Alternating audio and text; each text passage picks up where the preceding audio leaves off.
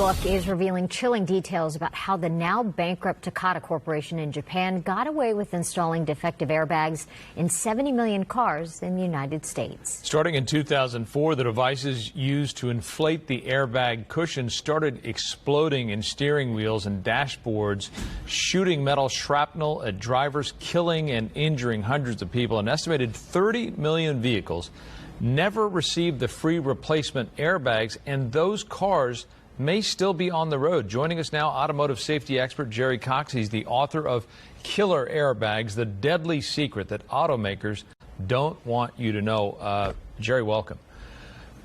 Thank you for having me on. You're going to save some people's lives with this broadcast. Of course. What are the specific manufacturing problems with those Takata airbags, and how is it possible that the first round of replacement devices were just as dangerous?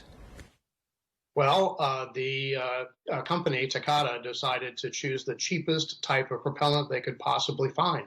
And that propellant was not suitable for airbags, and it became apparent that it wasn't suitable for airbags when hundreds of people got injured and dozens of people got killed, including quite a number of folks there in Southern California. It's very much determined by climate. If you're someplace where I just saw your weather forecast, if you're starting out 66 degrees and ending up at 94, then your inflator inside your airbag is going to deteriorate more quickly. And when it does, even if you're in just a minor accident and the airbag deploys, it's not going to save you. It quite likely will cut your head off or rearrange your face. And this has happened to hundreds and hundreds of people. This was the largest consumer product recall ever. And in your research, what did you learn about how Takata tried to cover this up?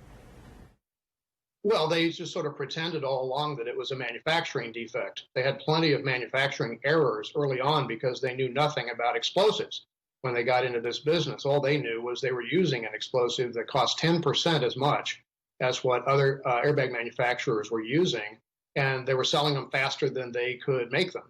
And when they actually faked the test reports that they used, that they gave to Honda, when there was the first bunch of these that went into cars.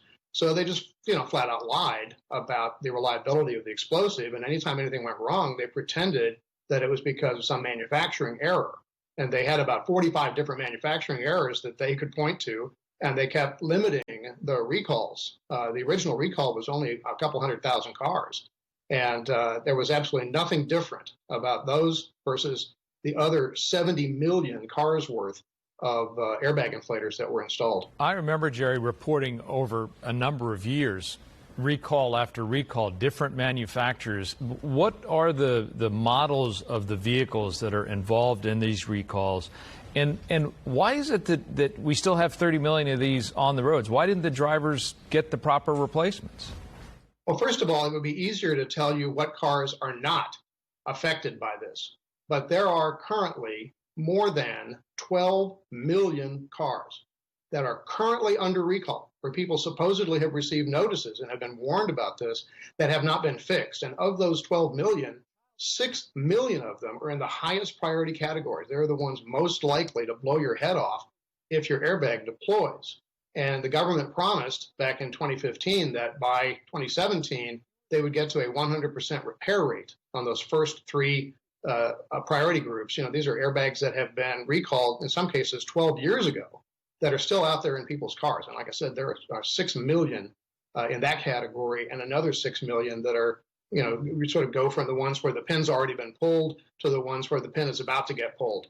And the government also allowed Takata and the car manufacturers to replace old defective airbags with new defective airbags. So you have to know that your car, just because you think it got fixed once, you did not necessarily get a final fix.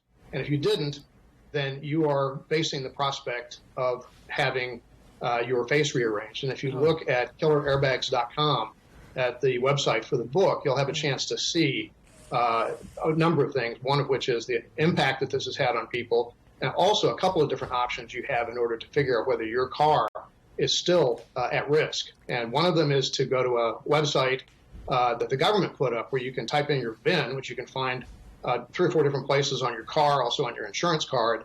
You type that VIN in, and it will give you the indication of whether it's actually under active recall at this moment.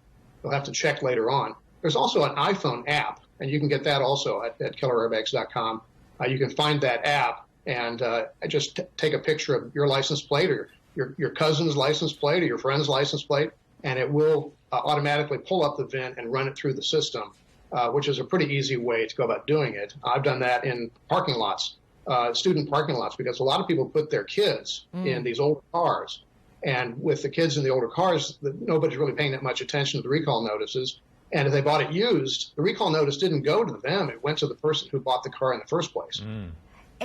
Jerry, if you were to think about a newer car, was the issue resolved with newer cars? So if you have a, 2018 or something, that it's not an issue, or is that not the case?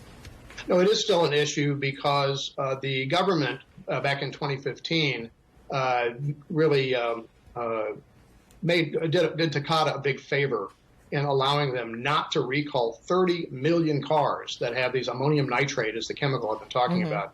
There are 30 million cars out there that have ammonium nitrate in their inflators that have never been recalled. They're not even part of the 12 million that I was talking about.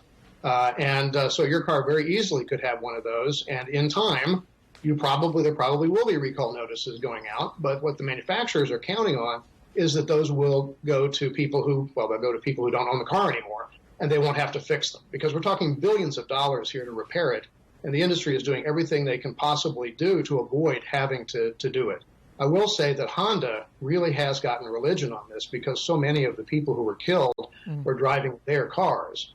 But if you have a Honda and find out that you have ammonium nitrate, if you have a Takata airbag of any sort, you really should take it to your dealer and impress upon them that you expect it to get replaced. And by the way, when I say your dealer, I should mention that with these older cars, you're talking about a lot of owners who they don't speak English. They may not be able to understand the recall notice that comes to them. And many people have never set foot in a new car dealership. Right. They have no earthly idea. They don't have a dealer of their own.